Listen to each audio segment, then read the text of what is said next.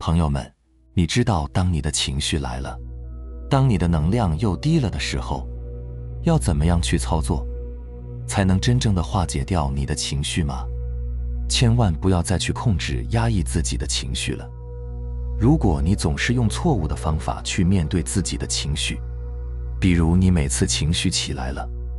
就马上给自己讲道理，去强行的控制自己的情绪，或者干脆不管它，任由自己在情绪下继续做事、继续行动，这些对待情绪的方法全部都很危险。它们要么让你的情绪变成积压在你身体里边的负面的能量，最终变成疾病影响你的健康；要么呢，你就被情绪支配着，不断地产生各种不好的后果，并且你的情绪还会越来越强、越来越复杂，最后可能让你完全失控、崩溃。大家都知道，人呢是离不开情绪的，也就是说，要想完全不起情绪是不可能的。问题是在情绪中，我们往往会迷失自己，比如得意忘形，比如冲动犯错，比如沉溺在悲伤中，这些都会让我们感到后悔或痛苦。然而，虽然事后会后悔和痛苦，但当再次面临情绪时，我们仍然很难避免它们，因为情绪的作用力实在太强大了，而且情绪的作用速度也实在太快了。当我们意识到的时候，可能让人后悔的事情已经做完了。我先来告诉大家一个真相吧，就是由于情绪的升起十分快速，我们可能会误以为情绪是本能的瞬间反应，但实际上情绪的升起是有个逐渐发展的过程的。这个过程就好像火药在燃烧，就是我们所有的情绪呢，其实都是由一个不经意间产生的念头所引发的。虽然情绪呢是起于一念，但是念头却不能反过来被我们拿来控制和管理情绪。举个例子，我们的情绪就好像是火药，而我们的每一个念头就好像是火药中的每一粒小火药。当我们的念头升起时，就好像是一粒火药被点燃了，然后这粒火药会迅速地点燃周围的火药，循环往复，急速扩张。而念头也是如此相续产生及扩大，从而形成情绪甚至爆发。这就是我们平时说的越想越痛苦，越想越崩溃。如果你的方法是让自己立刻再生出一个新的念头，想用这个新的念头去控制和管理这股能量，那肯定是不管用的，情况只会更加糟糕。因为新的念头会引发新的燃点，你的内在本来就没有恢复平静，然后你又让两股能量搅合在一起，要么新的爆炸波动暂时压过之前的爆炸，要么就是你的内在变得更加混乱，你会更加的痛苦。再给大家打个比方，可能你就明白了。好比说呢，在水面上如果正在驶过一艘船，那么它就会向两边散发出水波，这个水波呢会传得很远。如果你正好在离这艘船很远的地方游泳，那么等这个水波这股能量传递到你这里的时候，你就会感觉自己在强烈的晃动，就像海浪一样。大家都有感受过吧？情绪呢也是如此，你的一个念头引动了情绪，就好比说有一艘正在引动水波的船，那么请问，如果你想要这个水波停下，想让这股能量消失，那么你是要再去找一艘船去制造出新的水波吗？还是你要对着汹涌而来的水波扑腾使劲呢？很显然都不是。你要做的一定是先要意识到现在正在晃动着你，正在影响着你的水波是来自于远处的那艘船，然后你再让自己保持镇定，保持不动，等这艘船开走消失，那这样这股能量自然也就消失了，水面自然也就恢复平静了，对吧？我想听我说完以后，可能有的人已经恍然大悟了，知道了自己之前面对情绪的时候，做法都是错误的。这就是为什么你的情况不仅没有变好，反而更加糟糕了，你的身体也越来越糟糕了，对吧？好，那么接下来呢，重点来了，我们该如何解决这个失控的问题呢？上面我们说，情绪就像被点燃的火药。那么我问一下大家，当现实中发生森林大火的时候，我们会怎么做呢？灭火是一种方法，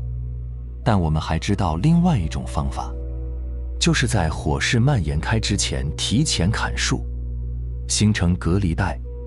尤其是当火势太过凶猛时，无法将其扑灭，就只能采用隔离的方式，通过不灭而灭的方法将火势控制住。那我们的念头是不是也是如此呢？没错，也是如此。当我们沉浸在某种情绪或者错事中时，如果有个人提醒一下自己，可能自己马上就能停下来。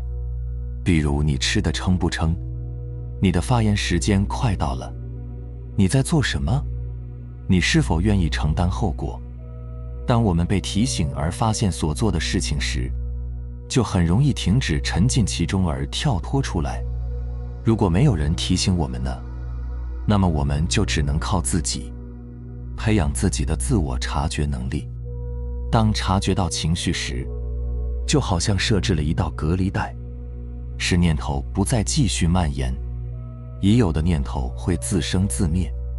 未起的念头不会相续。有了这个觉察能力，我们就不容易执迷在所做的错事中，不容易迷失在情绪中而不自知了。这个方法在儒家叫做自省，在佛家叫觉照，在道家叫反观，是儒释道三家都非常推崇的方法。接下来呢，我就告诉大家如何通过这个方法去转化你的情绪，把具体的操作方法和步骤记住，然后等到下一次自己再陷入到情绪时，哪怕只是微小的情绪，你也要立刻去实践、去验证、去练习。首先第一步，我们先要做到一点，不管在任何的时候都要随时随地地提起警觉心，随时都要先意识到自己的能量突然又开始不稳了，又开始发生变化了，也就是自己又陷入到情绪里了。放心，这个基本的觉知力大家人人都有，只是我们从来都没有刻意的去练习这种觉察，往往都会习惯性的生出一个新的念头去对抗情绪，或者说毫无意识的在情绪下继续行动，然后呢，在造作了一番之后，产生了一定的后果之后，才后知后觉，是这样的吧？从现在开始，你就告诉自己，我对自己的情绪，对自己体内能量频率的变化，是可以做到随时保有觉知的。注意，当你陷入到一股情绪的能量当中时，你先要做的就是对号入座。具体怎么操作呢？就是比如你此刻起焦虑了、烦乱了、低落了、伤心难过了、愤怒了、恐惧了等等，那么你就要知道你的能量正在被它削弱，这就是把你的意识带入，先让它现身，先让它暴露在你的觉察之内。另外还要记住，在这个时候，无论你正在做什么，都应该先让自己停下来，先做到止。不管你正在说话或者行动，还是正在思考什么，正在打算做什么，如果没有必要的话，都先给自己喊一个暂停，让自己从其中停下来，先止住。记住，一定是先调频再做事儿，因为你将来所收到的果，一定是和你当初种因时候的内在能量的频率相对应的。好，这就是你要修炼的第一步，简单吧？一点都不难。接下来呢，你就带着这股对情绪能量的觉察，再继续深入的觉察下去。如果在这个时候，你的头脑里生出了例如为什么、不应该、这样不好等等，诸如此类的新的念头来，你也要立刻觉察到它们，因为这些你习惯性的二元对立的思维惯性呢，正在试图阻碍你的觉察。觉察是什么呢？这件事和头脑一点关系都没有。在这个过程当中，你完全用不到你的头脑，它仅仅是注意到，只是知道。这种不带任何评判，没有任何思维参与其中的注意到和知道，就是觉察。其实呢，如果仅仅只是完成了我刚才告诉你的第一步，也就是对情绪能量本身的觉察，这个时候，你的情绪其实就已经减弱了一半了。不信你去试试看看。但是现在我们的觉察还没有结束。刚才我说了，我们要把我们的意识和觉知呢，带入到这股能量的缘起之处，也就是我们要找到真正正在影响你的，正在点燃火药的那个燃点，正在引动水波的那艘船。这个燃点或者说船呢，对我们来说，其实就是我们的某个执念，它往往就是你的某一个二元对立的评判。当你觉察到自己的情绪以后，你就要再去觉察引发你此刻情绪、引发你此刻体内能量波动的这个执念。注意，它一直都是无意识的。你现在要做的就是把它带入你的意识，不管这个评判是关于自己的还是关于别人的，不管它是关于过去的还是关于未来的，你都要清晰的、如如不动的去看见它。记住，不要加任何的评判，不要加任何自己的一丁点的意思，只是去看见它。就比如焦虑和恐惧的情绪，它的缘起一定是你正在认同着一个对未来还未发生的评判。伤心或者说愤怒的情绪，它的缘起一定是你正在认同着一个对过去已经发生的评判。只要你能做到跳出了头脑去观察头脑，以一个观察者的视角在观察自己，那么你就一定能看到你一直以来没有看到的那个评判。比如你看见了自己对未来的评判是悲惨、贫穷、孤单、不如别人。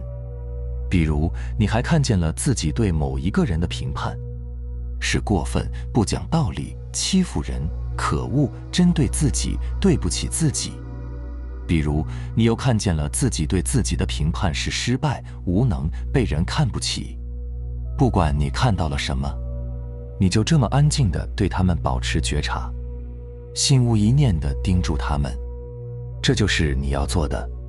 当你能保持这种不带评判的觉察，那么片刻间你的这些执念就会流经，就会烟消云散。当处在源头处的执念消散了，那么你此刻的情绪也就随之化解了。可能你会很好奇，如果根据能量守恒定律，那么刚才还在折磨自己的这股汹涌的能量，它们到底去哪儿了呢？我告诉你，这些能量它们刚才就是通过你的有意识的觉察，通过你的内观，转化为了你的意识能量，转化为了你的觉知。这就是所谓的你内在的提升，你修为的提升，哪怕每次只有一点点。接下来要做的呢，就是你要带着这份意识和觉知，重新再从你的头脑当中回到当下真实的生活中。比如把觉知带向你的身体，带向你的呼吸，或者带向你周边世界的声音，或者你身体和外部世界接触的感觉等等。然后呢，你就会从刚才深陷着的情绪当中，重新回到充满觉知的本体和意识。好，就这么几个关键的步骤，如果你做到了，那么恭喜你，完成了一次在情绪当中的圆满的内观和觉察的实修练习。接下来请带着这份觉知，有意识地去继续做你应该做的事情吧。最后我想说的是，可能随后的不久，你依然还是会被你头脑的执念，会被你的业力纠缠，再次拉回到情绪里。是人都会起情绪，我也不例外。但是如果你能做到坚定地朝着这个向内回归的方向，一次又一次地把自己再重新拉回来，坚定不移地在事上去磨练，在情绪中去实修，那么你的人生将在不知不觉中悄悄地发生巨大的转化。明白了吗？好了，非常感谢你能看到这里，希望能对你有所触动和启发。我们下期再见。